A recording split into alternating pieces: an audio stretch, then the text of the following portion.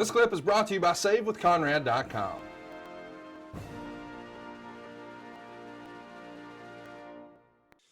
I want to tell the rest of the DuPont story. I feel, like it's worth mentioning because it feels, I don't know, unfair. After John murders Mr. Schultz, he goes back to his mansion and just holds up for like 60 hours before the cops trick him into coming outside. And there's a lot of controversy around this because, well, the police were handling DuPont like he weren't exactly a murderer. I mean, they had become friends with him. He had let the entire police force train on his farm. So he was friendly with all these guys, but a typical police standoff doesn't last 3 days, especially with a single guy like this, who's not exactly Chuck Norris.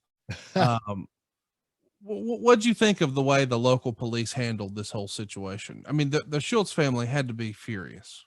Well, the local police, they were very tight with John because John had a firing range on his farm that the police officers would utilize. Yeah, so they held John up, but I'm not surprised why they did it because John was dangerous. John knew how to use machine guns. He knew how to use grenades. He had all that stuff in his mansion. And I believe the FBI, even though, and the police there, they were friends with John. They knew John very well, but they also knew that John knew how to use these weapons. And they didn't want a big, war going on. So they wanted the standoff. I'm sure it wouldn't have gone much longer. I'm sure they would have ended up breaking in the house, but they were trying to make it a peaceful standoff because they knew John was dangerous. And he knew how to use all that stuff. And he had a lot of it in his house. Well, eventually he's taken into custody, and of course this thing's going to go to trial, and of course he's got a ton of cash, so he's going to hire some high-powered defense attorneys who are going to try to paint him as sort of the patriarch and donor of this American wrestling team, but he was really being taken advantage of by these young wrestlers because he had shown some interest in the sport. Were you a part of the trial? Do you remember all this? No, I wasn't part of the trial, but it pissed me off that the attorneys thought we were taking advantage of him. When you take advantage of a guy, you try to rob him of his money. The guy has no say in what you're going to do to that person. In other words, John told us what we're getting paid, what we had to do, where we had to go. He was in charge of everything. We couldn't take advantage of him because he was very, very canny about how to run a club. He was doing it with the swim club and the pentathlon club. So he had experience doing this.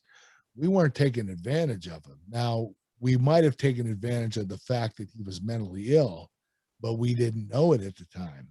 We just thought he was doing it for attention because, that's John always wanted attention. Right. That was him. He always, the reason he even started a club was for attention. So he was a lonely old guy that wanted to have some form of attention, and that's how he was going to get it. Ultimately, he pleads insanity. The defense is eventually thrown out of court, and on February 25th, 1997, he's found guilty of third-degree murder. But it's not your typical guilty victory. It's guilty but mentally ill as a verdict, and the judge sentences him to 13 to 30 years incarceration.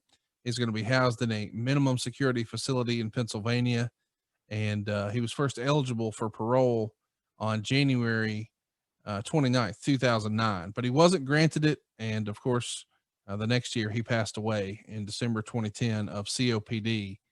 And boy, this is weird. According to his will, he wanted to be, and I guess was, buried in his red Foxcatcher wrestling singlet. What a strange story, Kurt.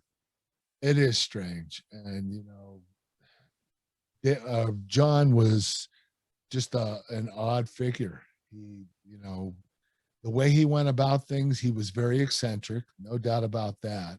He definitely was mentally ill. We just didn't know it at the time. And, he was always taking drugs. So, we don't know what clouded his decisions or what made him do what he did. We don't know if he was just plain crazy If it was the drugs or if it was the animosity toward Dave, we don't really know what it was, but it was a really, depressing situation, especially 6 months before the Olympics. Let's talk about the Olympics, but first I want to mention if there is a bright spot in any of this story, because there's not many. Allegedly, anonymous sources tell the Philadelphia Inquirer that John DuPont paid at least $35 million to Nancy Schultz and her family as part of a settlement. So, listen, there's no replacing a husband and a father and a dad and a partner and a coach and a mentor. But it's nice to know that, Nancy doesn't have to now say, "Oh God, what now?" Right? Yes, the deal, the situation they got with the money, the 35 million, that's not going to replace Dave, but Nancy didn't have to worry about what she had to do the rest of her life. Yes. She knew her and her kids would be taken care of. So, if anything good came out of it, that was the only good thing. Yeah. I mean, and it's weird to even say that, but it is like, that's one less thing they have to worry about. Right. Hey, it's Conrad Thompson. Thanks for checking out the podcast here on YouTube. Be sure to hit the subscribe button and the notifications bell so you get a notice anytime we upload some new content. And go save yourself some money right now. If you're in a 30-year loan or you have credit card debt, it's not a matter of if I can save you money. It's a matter of how much. Find out right now for free at SaveWithConrad.com.